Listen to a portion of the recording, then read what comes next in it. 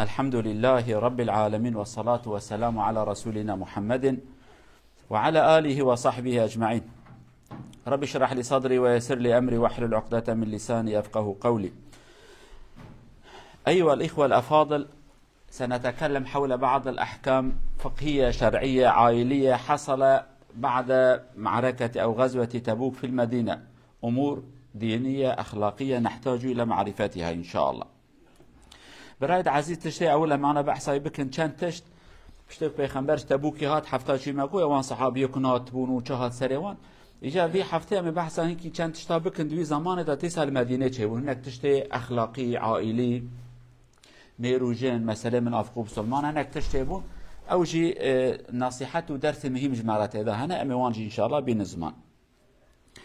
أول الأمور الذي حصل الملاعنة أو اللعان كما نقول. ما حصل مختصر الأمر، أحد الصحابة يأتي إلى مجلس الصحابة يقول: لو رأى رجل أحدا أو رجلا أجنبيا في منزله في بيته مع زوجته، إذا قال رأيت هذا أنتم ترجمونه لأنه لا شهود لديه. إذا يسكت على باطل، ماذا سيفعل؟ أمر جديد لم يكن موجودا. فعليك بعد يعني الصحابة يقول: إما أن تأتي بشهود أو نجلدك 80 جلدة، هكذا عقوبتك أنت تفتري على الزوجة. فيأتي آية الملاعنة، هذا قاعدة جديدة للزوج والزوجة. إذا رأى رجل أحدا مع زوجته واتهمها بالزنا فإنه إما هي أن تقر بالأمر، أو الرجل 4 مرات يقسم ومرة الأخرى يلعن على نفسه إن كان كاذبا، والمرأة إذا لم تعترف كذلك تقول بالأمر هكذا، هي تقسم 4 مرات بأنها صادقة، والمرة الخامسة بأنها صادقة والرجل كاذب. وبهذا الشكل نفرق بين الاثنين، وهذا يعرف في الفقه الإسلامي بالملاعنة. الرجل يتهم الزوجة والزوجة تقول أنا بريئة، هذا الملاعنة. بهذا الشكل نفرق بين الاثنين. هذا ما حصل في المدينة، وانتهى الأمر بالتفريق بين الاثنين. تشتكي مهم قالوا جماعته دي قانون الإسلام دا مجرد بجم ملاعنة كهردو لعنات الهفتين ميروجن لعنات الهفتين. تشتكي چه بو چه بو ظلامك صحابي هات نابا مسلمانا قو أنا أزرابن بيجم جنا من المالا مدى بيكيرا خرابي كريه ونجمرا بيجن تدروات كي ونراب المخن ونتاي جزاء اسلام دا كميره كي بيجا جنا كي شخص كي زنا كريا 4 حب شهادي تنبن همي حشته دارا ليخن لوراد اسلام دا شرف و ناموس انسان پر مهمه چنا با ناموس خلق بچوكن دبي از ها بيجه ونراب حشته دارا المخون بيجن تدروات كي از دنگ خناك مم تشكي راسي تيازي چوا انكار بكم اي نظام اتشبكم فقير ودق حرت چته صحابه جراد بيجن حتى دبي پیغمبر جي گوتي يا تي شاهد ابيني يا اي حشته دارتك ابن تشتكي نوع حتى أنا بوقتي جديد نواب سلمان هذا تشتكي وساكنه تنبيه كظلامه كي ورا مالا خو بني رواج ناوي زنا كريك مالا ويدايه تشتكي كشيت بقى آيات بيروس ربي عالم هجا نوي آيات تشين آيات الملاعنة مجرد بيجن خديت بيجي أوان ميري كش دبيجن جنا مزنا كريه وشار حب شهاده وان تنبن أو قانون كينو أمجوان ربشين خدي قانون كينو تينا أو قانون هاني ملت كوم دبه دجامي كده جماعة كده حاكم رودنه جمير و جن رادجار كادي جوان راد ببينش خدي بترسن زلام راد بيجا كتا افتراء كربه بيجا من افتراء كريه جن كي راد بيجا اگر تبي تشي كريه بيجا من كريه قبول بك في تشتي جوان راد بيجا تشتي هي جن قبول ناكد به من كريه زلام دبي مديتيه كريه خدي جوان قانون تشينه دبي قانوني بي مساله هاني چيه ازلام 4 جارا سون بخو بيجا اسون دخم بخدا کو از راست خبر دادم جنا من دروات که 4 جارا سون بخو جارا 5 جي ظلام بيجا اگر کو دروا بك بيجا لعنت خدای لبه ظلام لعنت الخبينه اگر کو دروات كم يعني ايوها بيجا كجنجي يا بيجا راست ولا مكر قبول بك كجنن نخواست قبول بك اوي 4 جارا سون بخو بيجا والله متشتكي نكريا جارا 5 جي بيجا اگر كو درو هب لعنت لما بيجا لعنت الخبارين كو بيجا اگر درو هب برا لعنت لمن ورا باراندنه ظلام جي في شكله جن جي في شكله اف قانوني هاني هاتيه الاسلام دا كفا كو جني سون خارجو من تشتك نكريا وظلام افتراء المتك لعنت لما با اگر كو دروات كم في كلمه كو في وقت اسلام بجهر بجهر قتل هيدي ونكارن بهبرا بمينو ميرو جن بهبرا چنا بنيتي جن چمال خو ظلام چمال خو ميرو جنتيا وانت قده هيدي اویا قانون کینود اسلام دا چه بو وقتی پیغمبر دا بریاوی تنبو قانون معروف و مشهور چیه؟ گاوا که ام بیجن فلان کس زنا کریه گرم 4 حب شاهدا بینن چما 4 حب شاهد چم کی ناموس تشتکی پر مهمه چنا بم ناموس خلقی بکن و بنیشتان چنه بنیشت ناموس خلقی بنیشتن نه یعنی خد فلان کس زنا کر فلان کس حاشا به ناموس نه اسلام لیواتنه ناموس مبارکه محترمه بقیمته قاضوا كي جو فلان كذا كريم بن شرح بشهادته هنا اري اوان شهاده جيورن انا ما شهاده نورمال حاكم يك اجوان سؤال بك يك وان نقطه بتشوك جاتف خبردان وان يكن انا جاري يكي را بيجا بالشاب وان بروج بو الفي بو كيلفر بو جلوان شابون هر تشتي چونكي 4 حب انسان نممكن كل سردره وببنيك او زحمته يعني ادیا نقطه اول چه بو اولا بی قانونی هات فقیر او ظلام یعنی صوت خارج ناویجی کا جفدیا به ام براستی کرده فقط عیب کرده جمع زنا کرده ویجی صوت خار و حاصله کلام جهف قتیان يعني بله صحابنا لكيماني كذا بشر نفسوان جانا الظلم الوانت كان اوجي بشكل يعني چه بو رب عالمي قانون شان قو اوه فقط قابك ظلام اجا 4 حب شاهدی هبن بی وقت سون ناخوها سون ناخو قابك 4 حب شاهد هبن سون ناخو ليك شاهد تنبن بی وقت سون بخو خاطر ساكنوت بشه كشاهد هبه قد اجابنا که 4 حب شاهد تن شاهد تمام بو او جاق افجنانه دليت که دار ايوه جزای جن که چه به او جنانه جزای خود گره حتی کو چه حضور خدا يعني حتى وقته او جنانه دمره او مساله قضيه.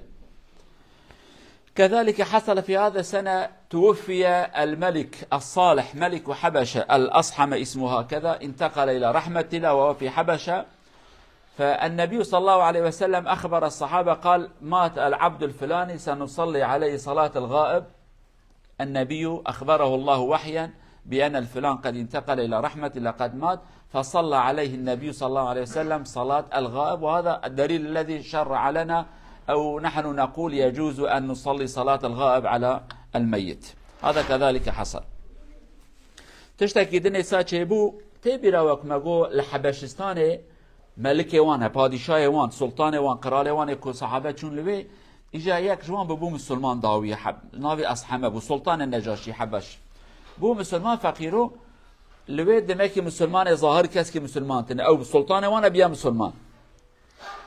پشتی کو دمره رب عالم وحی خبرش پیغمبرات شینا علیه الصلاة والسلام دبیجه فلان کس عمر ملتی تیخه بنی عرده فقط نظام مسلمانه نه مسلمانه لورا ملتی نه مسلمانه ون لمجا غائب لسری بکن تركيد بين غيابي جنازه نمازي يعني غيابي ابي غائب يعني مري نلجمته معناه غائبه وملي الجي كاديه مري ام بيجن السعودي مريه الامريكا مريه يكلب مريه ام لفر سلم يشتكن ناوي فيها صلاه الغائبه يعني ابياجي دليل ما اوكو قابك شخص كي بمره نحاضر به يكتنه بسر المجبكه ام دكارن لسروي انسان المجا جنازه بك لمجا غائب ام بيجي منيته لسر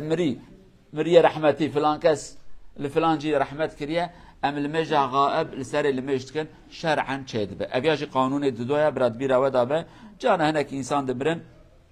ببي شكله مر لمجد سروان يعني. كذلك ما حصل سيدنا عثمان رضي الله عنه كان زوج أم كلثوم بنت النبي صلى الله عليه وسلم فبنت أم كلثوم كذلك ماتت انتقلت إلى رحمة الله عز وجل. فالنبي صلى الله عليه وسلم قال لعثمان لو كان عندنا ثالثة لزوجناكها ولكن انتهى البنات. النبي كان راضيا عن عثمان رضي الله عنه. تشتكي دين اتصاد في صالة چه حضرت عثمان جناوي رحمت كر وندزانن نوا صحابي ده صحابي كي جرته گوتن زين نورين خويه دحب نورا خويه دحب رونيكايا لمبايا او كيجه حضرت عثمان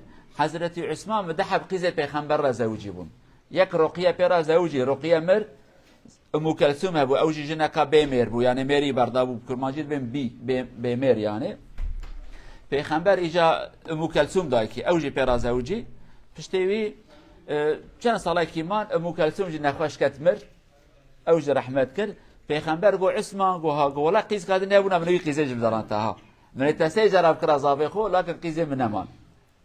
أبياج علامتك وبيخنبر جوان حسكر حضرت عثمان يك جوان صحابي بقدر وقيمته بولجان بيخنبر صلى الله عليه وسلم. أبياج براد بيرامته حاشا صحابك خراب نبو صحابك محترم بو بقدر وقيمته وحتى بيخنبر وفات كرشي حضرت عمر إنسانك راس بو حتى كمرجي إنسانك راس بو يك جوان كسك بيخنبر وفات كريا وجوان راضي بي يك جوان إنسانية.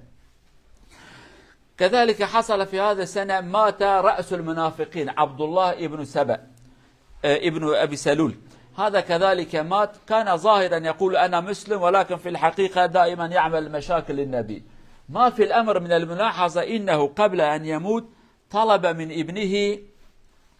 أن يدفنوه أو يدفنه في جبة الرسول صلى الله عليه وسلم. قال ألبسوني جبة رسول الله وأدخلوني في القبر هكذا. فذهب هذا الولد وابنه كان رجلا صالحا، ذهب إلى رسول الله صلى الله عليه وسلم قال أبي يوصي هكذا،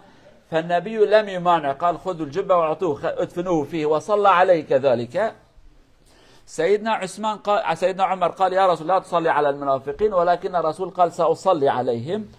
في الأخير سيدنا عمر قال لا، الرسول قال قم من أمامي سأصلي عليهم، صلى عليه، ولكن بعد ذلك الله عز وجل نهى النبي أن نصلي عليهم، قال لا تصلي أبدا، خلاص انتهى. حتى بأن الله قال لو صليت عليهم 70 مرة، يعني استغفرت لهم 70 مرة فلن يغفر الله لهم. فالرسول يقول لو كنت أعلم لو أزيد عن 70 لغفر الله لدعوت، ولكن أعلم بأن الله قد قطع الأمل وقال يعني ولو 70 مرة أبدا أنا لا أقبل أن تصلي عليهم. فترك النبي صلى الله عليه وسلم الصلاة على المنافقين. ولكن ما في الأمر بأن النبي لطفا منه أعطاهم ثوبه حتى يدفنوه فيه، هذا كذلك من رأفة النبي صلى الله عليه وسلم بالناس. تشتكي دنيا دبي صاريدا تيسا تشيبو يكهبو ناوي ميرك عبد الله كوري سلول بو، مازنه منافقه مدينه بو، مازنه منافقه او پر سر پیغمبر ایشاند بو، پر چه خرابی ده سر پیغمبر جوید هات. زمان خل ناموسا پیغمبر درش که گو عایشه زنا کریه ور حاصل چه هر شیطانی جویدت کتن و بظاهرا گو از مسلمانم زکی ودا جناب مسلمان بوش پیغمبر جی عاجز بو او زانو پیغمبر جی حقه. اف شخص هانه مر او صال او جمر بريك بمراج كوري خورا وصيت که دبي هرن جبه پیغمبر بینن، جبه پیغمبر لمکن متابعی جبه بکن قبره بلکه خدا من عفو بکه. اخو ساجي زانو پیغمبر ذات کی مازنه جبه پیغمبر بینن مدنا و جبه پیغمبر ده دفن بکن. اجا قالوا جماعت من فرق ما و پیغمبر چیه؟ یکی که دلی ما بیله ما عاجز بکه حتی بمرنم يعفوناك نفس امو دلی ما لسبینا بیانی اما کینا ما هي عاجزیه ما هي. فقط پیغمبر علیه الصلاة والسلام پیغمبر رحمت الو خدای جوان رحمت شاندیه. اف مازنه منافقاک آقا پیغمبر عاجز کریشی تبی هر تشتی پیغمبر کو هاشتا جبین بدنی برال خود که بلکه خدای عفو بکه. حتی حضرت عمر سر پیغمبر کو از المشکم حضرت عمر کو لمش نکه، عمر از المشکم کو نال لمش نکه، چه پیشا پیغمبر سکن نال لمشکه. پیغمبر عاجز بو کو عمر خو بدالیش پیشامن كنت قحرين صحابي دي حرمتها يتقرتن يعني ترسيان بدالي قاز المشكم خدش پیغمبر قوت هفته جارا المشك از وان عفو ناكم هفته جارا پیغمبر ابخصا قد لي مازنه قو والله اذانه بم زيده هفته المشكم خده وان عفو بك از زيده هفته جاري سروان المشكم برا خده وان عفو بك اما خده ناكه معنى هفته يعني ابدا تدي جانا زمان ما كردات بحيرت 100 جاري بجاز ناكم معناه يكنت صدوا يك بجازي بكم يعني اسقطناكم معناه ابا يعني پیغمبر دبم فهم يعني اگر کوازانو از هفته یک هفته 5 8 بكم خدای عفو بك از جوانا دعايا بكم اما خدای قوتي نا اما معناه هفته يعني معناه مستحيل ابدا چنابه و داوی آیت اکادنات قطع دی سروان مجنکه پیغمبر دی سر منافقه مجنکر علیه الصلاه و السلام دفتر وان گرت تشتي وهاي چه من لی پیغمبر رحمت ابدلی ونربو بقول بركي خدي وانا عفو بك ربي عالمي رحمك وام بك اهل الجنه بيتشتغل سروان كل خدي سواء عفو نكر يعني. كذلك ما حصل مشكله كبيره وهذا موجود في سوره الحجرات. زوجات النبي طلبنا منه المال والنبي قال لا عندي، فالله عز وجل قال للنبي خيرهن اما ان تبقين او تخترن العيش معك وانت فقير هكذا او انت تطلقهن فلتذهب كل واحد الى طريقها ولتعمل ما تشاء. فهن قلنا اخترنا الله ورسوله وإن كنا فقراء ومساكين. فهناك ملاحظة مهمة: زوجات الكبار عليهن أن يتحملن مشقة هذا العمل. إذا هن أو النساء تقول نحن أحرار نفعل ما نشاء وزوجنا حر يفعل ما يشاء، هذا ما يمشي. على المرأة أن تكون عونا لزوجها، وراء كل امرأة رجل عظيم امرأة عظيمة. فأزواج النبي في الأخير عادت إليهن رشدهن واخترن العيش مع رسول الله بحال الذي هو يعيش فيه. تشتكي غريب وعجيب شيبو پیغمبر جنی هبون ندای حب جنی هبون پیغمبر خود ایزناوی دابو اوان خانم پیغمبر کلفتی وی روزه کی جنن یا انسانن نکو جنن انسانن گو یا رسول خدا والله مرنه دیش برچینالو هرو نان و آب و خرمه و خرمه و تشکی بتنه ام فقیره مال مبچوکن تشکی متنه من ملت زنگینه جا بچکی ام گوشتکی بخور برا بچکی مالک ما خوشک هبه توا سرخ بلنكر او عصيان كن دست بكن ام دي تحمل فقيريه ناكن تحمل اي پیغمبر جو تشكي متنا چه بدم يعني تشكي متنا پیغمبر عاجز بو غاز مهكي ورا خبر نادم صحابي ترسيان گو قي پیغمبر جن اختف طلاق داي عاجز بون ابو بكر هاد بو عائشه گرت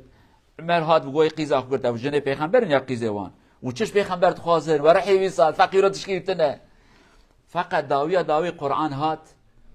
خدای جو پیغمبر را گوجوان را بیشه کون دنیای خوازن از وتبا بردم طلاق بدم از پری وشت بدم دایم بکم چم از حقی و بدم و هر مال بابه کون بیجن امپرات خوازن دنیای خوازن ریا وتبا بکریبه طلاق و بدم و هر مال خو کون دخوازن دگل پیغمبر بمینن حیات من اوه از فقیرم تشتکی متنه یون بیجن ام دنیای خوازن یون بیجن ام خدای و پیغمبر بخوازن و خدای و پیغمبر خواست حیاتم اوه فقیر تشتکی متنه عونیش عایشه راجکو عایشه ورش ترا بیجم او گو قرار خوشی ندا هرش دیا خورش بیجه باب خورا بیجه فکر بکه استشاره بکه قرار تا چیه چواک پیغمبر خدای وی آیتشان عقل جناحات سروان و حسکنی بام ام چد کن یا مال خوب دست خراد کن تنه پیغمبر حیات وی اوه بری هر کسی عایشه گو یا رسول خدا اناش مجدی خورا نابجم باب خورا نابجم کات که سریا کو از هر مجدی خورا بجم از پیغمبر بخوازم آن نخوازم عقلم یا قبول ناکه همام تهلانی و قدیاچو از حتی مرنه بترامه یعنی پیغمبر توکی جنارا گو نگو فلان کسی گوتیا و گو تچت بجه هر کس یک